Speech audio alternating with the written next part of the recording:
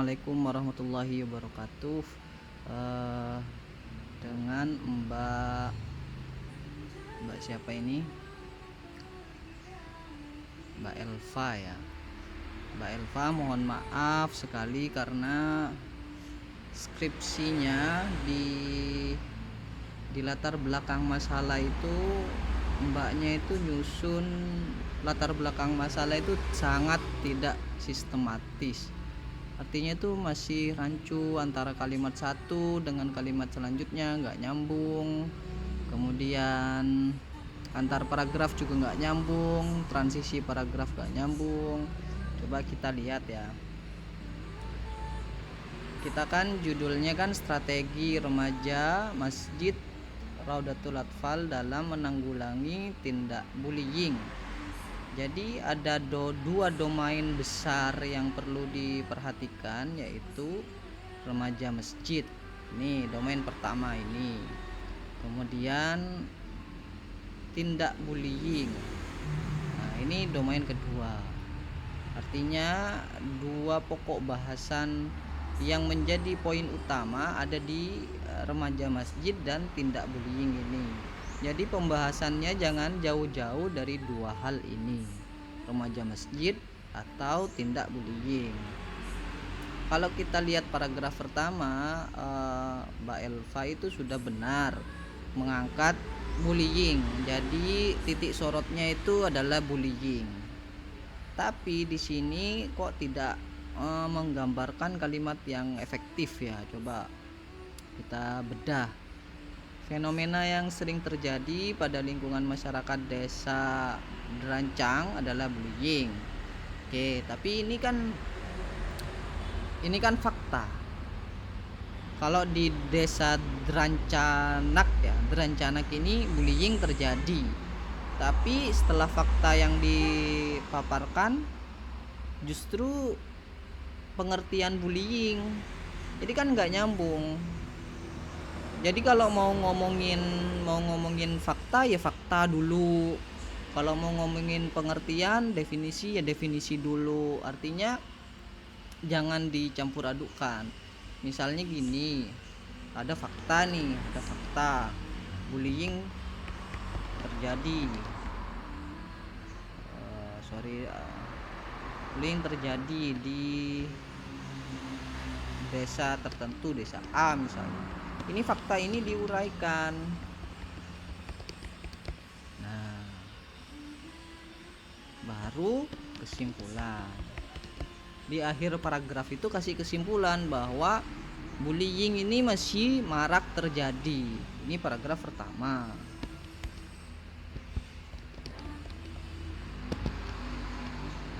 Baru paragraf kedua bisa ngomongin tentang apa istilahnya, pengertian, misalnya pengertian bullying.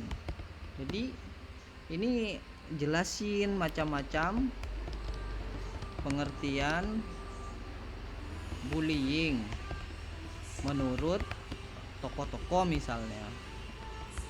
Nah, termasuk macam-macam bullying ini nanti kita klasifikasikan menjadi kalau yang terjadi di desa A itu masuk terjadi marak bullying pada macam bullying tingkat ini misalnya. Jadi di sini kesimpulan berdasarkan pengertian itu, pengertian bullying, tapi konteksnya adalah di desa itu. Nah, jadi gitu. Jadi coba kita lihat ya. Ini komentar dari saya. Sorry kok berat banget ya. Bullying ya, coba kita lihat. Bullying merupakan satu tindak. Ini masih definisi, padahal di paragraf pertama juga bahas definisi. Kok di sini definisi lagi? Kan kayak mubadir. Terus bullying adalah, ini kan definisi, ini definisi lagi. Banyak kasus yang terjadi perilaku bullying di kalangan remaja. Oke, ataupun laki-laki, jumlah kasus bullying semakin meningkat. Oke. Tapi ini nggak sistematis gitu loh maksud saya. berdasarkan kepribadian. Tiba-tiba ada muncul kepribadian, sejak kapan di awal dibahas tentang kepribadian, kan nggak nyambung sama sekali. Jadi kalau mau bahas kepribadian di paragraf selanjutnya, sedikit banyak harus disinggung dulu kepribadian itu di paragraf sebelumnya, jangan ucuk-ucuk ada kepribadian. Tuh poinnya ya. Cuman hal yang perlu saya garis bawahi untuk Mbak Elva ini, tolong deh ini latar belakang diperbaiki dulu. Saya kasih kisi-kisinya ya, kisi-kisinya nih. Kalau latar belakang masalah dengan konteks judul seperti ini, paling tidak pertama yang perlu dibahas adalah maraknya tindakan bullying. Ini paling tidak. Jadi dibahas maraknya tindakan bullying tidak hanya di desa Drancanak ini, tapi tindakan bullying yang terjadi di berbagai macam tempat di Indonesia secara umum. Bahkan bisa kita kasih statistiknya bahwa tindakan bullying per tahun 2024 sudah mencapai angka sekian, misalnya gitu. Jadi kita paparkan fakta-fakta itu, maraknya tindakan bullying. Baru setelah itu maraknya tindakan bullying dipaparkan, kita kasih itu teori-teori tentang pencegahan, teori tentang pencegahan bullying. Nah, ini ngambil dari referensi atau literatur. Jadi di sini di paragraf selanjutnya ini disclaimer ya, maraknya tindakan bullying ini bisa menjadi beberapa paragraf. Nah, teori-teori tentang pencegahan bullying juga bisa menjadi beberapa paragraf. Tapi intinya teori tentang pencegahan bullying ini kamu jelasin bahwa penelitian itu menyodorkan solusi untuk pencegahan bullying. Antara lain penelitian Mbak Elva menyatakan solusi untuk tindakan bullying adalah ini. Solusi dari hasil penelitian Pak Arif misalnya menyatakan solusinya adalah begini. Dari sekian solusi itu kiranya yang cocok untuk Indonesia itu yang mana, misalnya mau ngasih kesimpulan dari situ ya. Itu yang teori-teori.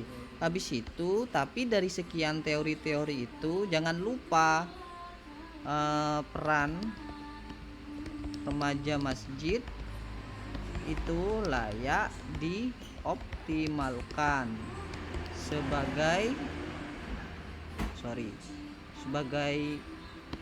opsi penanggulangan tindak bullying. Nah, di sini Mbak Elva itu nawarin kalau tindakan bullying itu bisa dicegah dengan mengoptimalkan peran remaja masjid. Tuh, jadi bahasan remaja masjid ini disuarakan. Di poin kedua kan kita bicara tentang teori-teori ya tentang pencegahan bullying. Kemungkinan besar teori-teori tersebut tidak menyodorkan peran remaja masjid. Nah, deskripsinya Mbak Elva ini nyodorin remaja masjid itu layak dijadikan opsi untuk mencegah tindakan bullying. Itu. Habis itu yang keempat baru bahas tentang peran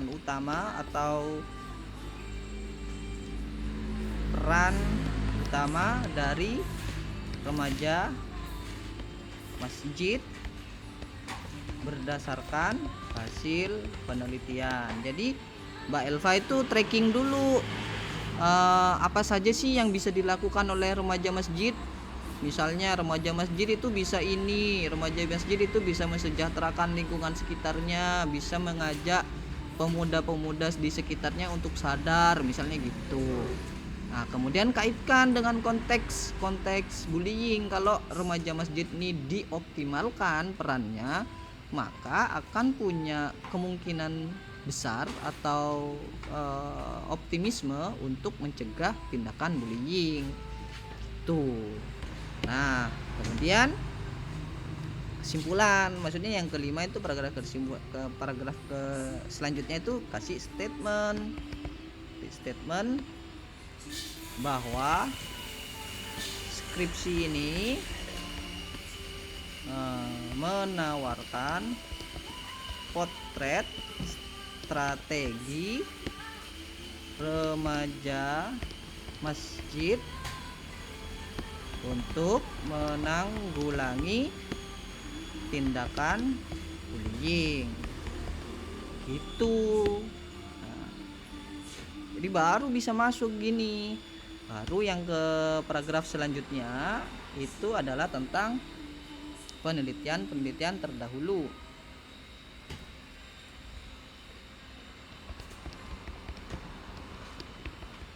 Apa yang dibahas penelitian terdahulu? Ambil 3, jangan banyak-banyak. Ambil 3 penelitian terdahulu yang bahas tentang strategi remaja masjid dalam menanggulangi tindakan bullying. Ada nggak studi atau hasil penelitian yang semisal dengan judulnya Mbak Elva ini? Kalau ada, apa perbedaannya? Itu dibahas di penelitian terdahulu. Nah, baru setelah itu yang selanjutnya, paragraf selanjutnya adalah statement bahwa skripsi ini layak untuk dilanjutkan, layak untuk dielaborasi lebih jauh. Tuh, saya ulangi ya. Jadi untuk kasusnya skripsi dari Mbak Elva ini, yaitu pendahuluannya, latar belakang masalah itu masih rancu, jadi tidak sistematis. Saya buatkan reng-rengannya. Ada 2 domain, yaitu tindakan bullying dan remaja masjid. Kita di paragraf awal di latar belakang masalah itu perlu menyuarakan bahwa tindakan bullying itu sedang marak terjadi di Indonesia. Kita kasih fakta-faktanya, kita kasih statistiknya dan lain-lain. Habis itu yang kedua, kita jelasin macam-macam teori tentang pencegahan bullying. Setelah itu di akhir teori-teori tersebut kita kasih pamungkas. Dari teori-teori yang ada, belum ada teori yang mengangkat tentang peran remaja masjid untuk menjadi solusi terhadap tindakan bullying. Dijelasin. Habis itu kita kasih kajian teori tentang peran utama remaja masjid berdasarkan hasil-hasil penelitian. Kemudian kita kasih statement kalau skripsi kita ini adalah skripsi yang mencoba untuk memotret strategi remaja masjid untuk menanggulangi bullying itu tadi. Nah, kita sertakan kemudian penelitian terdahulu bahwa ada sih penelitian yang serupa, kalau ada ya, ada sih penelitian yang serupa, tapi berbeda banget dengan penelitian yang akan saya lakukan, misalnya gitu. Baru terakhir kita kasih statement skripsi ini layak untuk dielaborasi. Itu ya Mbak Elva, minta tolong ditindaklanjuti. Tuh, nanti file ini saya akan istilahnya sertakan. Terima kasih.